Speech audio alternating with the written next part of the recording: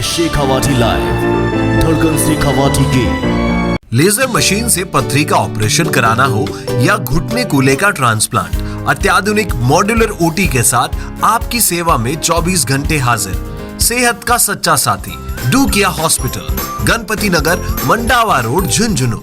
आज मतदान प्रदेश में संपन्न हुआ है, इस मामले में सर क्या कहना चाहिए, कितने संतुष्ट हैं? जो खबर आ रही है, झुंझुनू लोकसभा की 8 विधानसभा में कांग्रेस लीड कर रही है और बहुत बड़े मार्जिन से लीड कर रही है और हम लाखों वोटों के मार्जिन से चुनाव जीत रहे हैं। इसमें सर जैसे वोटिंग जो परसेंटेज है वो कम रहता है, वो ज़्यादातर मामलों में देखा गया है कि कांग्रेस के ही पक्ष में जाता है, इस पर क्या कहना चाहेंगे आप? देखिए, गरीब जो तबका है जिसको सरकार से आशा रहती है, जो पिछले भजनलाल सरकार के आने के बाद में उसकी आशा टूट गई, वो तबका खुलकर कांग्रेस के पक्ष में आया है। और जो ऐसा तबका जो भाजपा के 400 पार के जुमले में आया हुआ है, जिसको लग रहा है कि हम तो चुनाव जीत रहे हैं, वो अपने घर से ही नहीं निकले और बेरोजगार युवाओं ने, अल्पसंख्यकों ने और जो जरूरतमंद तबका है उसने खुलकर कांग्रेस के पक्ष में वोट दिया है। तो जो कांग्रेस का वोट है वो तो पूरा पड़ा है और बीजेपी का वोट अपने घर से ही बाहर नहीं निकला।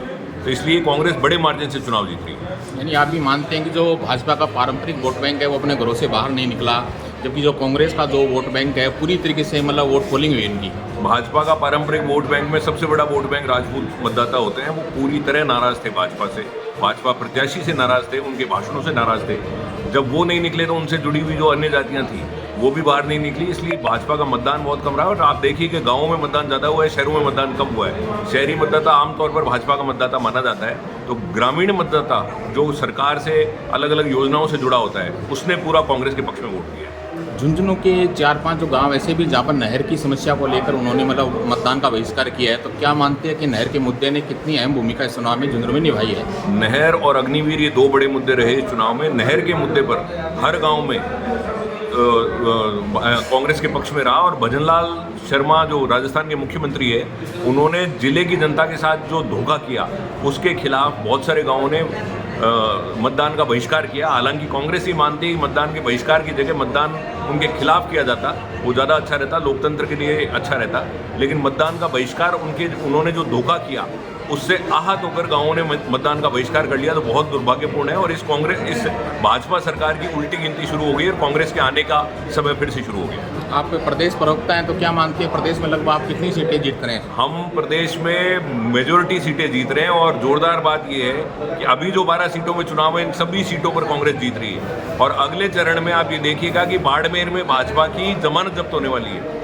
ये स्थिति हो गई है भारतीय जनता पार्टी की। इनका वोटर पूरी तरह निराश हो चुका है, इनके नेता पूरी तरह निराश हो चुके हैं। वसुंधरा राजे जो उनकी सबसे बड़ी नेता है, वो झालावाड़ के अलावा कहीं प्रचार नहीं कर रही है, इसलिए इनकी स्थिति बहुत गंभीर है। और आज के बाद में इस मोदी सरकार की उल्टी गिनती शुरू हो गई, यानी कि वसुंधरा की नाराजगी भी भाजपा को भारी पड़ने वाली है। हाँ बिल्कुल, जो बड़े नेता हैं उनको पूरों को सबको घर बैठा दिया इन लोगों ने और केवल 2 लोग, नरेंद्र मोदी और अमित शाह, पूरी भाजपा को गवर्न करने की कोशिश कर रहे हैं। इसलिए इनके नेताओं में नाराजगी है, कोई इनके लिए काम नहीं करना चाहता, सब अपने अपने घर बैठे हैं, इसीलिए वोटिंग बहुत कम हुई है। झुंझुनू से यदि सांसद ओला बनते हैं तो क्या राजनीतिक परिदृश्य में कुछ बदलाव आएगा, क्या मानना है? बिल्कुल, जो पहले शीशराम जी ओला दिल्ली में रहते थे और जिले का हर आदमी दिल्ली जा सकता था, वही परिपाटी फिर से शुरू होगी। पिछले 10 साल से ये परिपाटी बंद हो गई थी क्योंकि हमने किसी एक व्यक्ति के नाम पर वोट देकर लोगों को भेज दिया। वो मिलते नहीं थे, वो केवल ये चुनाव में आते थे कि मोदी के नाम पर वोट दे दो। लेकिन अब वो परिपाटी फिर से बदलेगी, दिल्ली का वो बंगला फिर से आबाद होगा,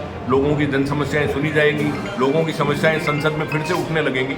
ये बहुत बड़ा फर्क होगा। राजस्थान में मोदी इफेक्ट देखने को नहीं मिला क्या? आप राजस्थान नहीं, पूरे भारत में अब कोई मोदी इफेक्ट नहीं है। बेरोजगारी और गरीबी, पानी, सड़क, बिजली, रेल, ये सब जो जनता के मुद्दे हैं उन्हीं पर वापस से चुनाव हो रहा है। Thank you sir.